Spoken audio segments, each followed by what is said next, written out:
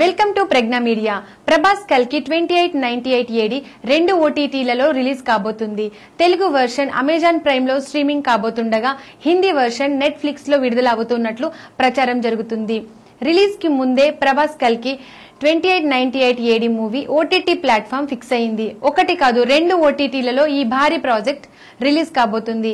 కల్కి మూవీ తెలుగుతో పాటు Tamil, Malayalam, Kannada version Amazon Prime లో స్ట్రీమింగ్ కాబోతున్నాయి. హిందీ వర్షన్ మాత్రం నెట్ఫ్లిక్స్ లో రిలీజ్ అవుతున్నట్లు ప్రచారం జరుగుతుంది.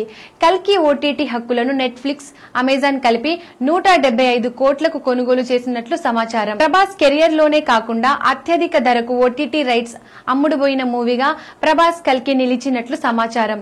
ప్రస్తుతం కల్కి మూవీతో పాటు సలార్ సీక్వెల్, రాజాసాబ్ సినిమాలు చేస్తున్నాడు. అలాగే హను రాఘవపూడి దర్శకత్వంలో ఓ లవ్ స్టోరీకి గ్రీన్ సిగ్నల్ ఇచ్చాడు.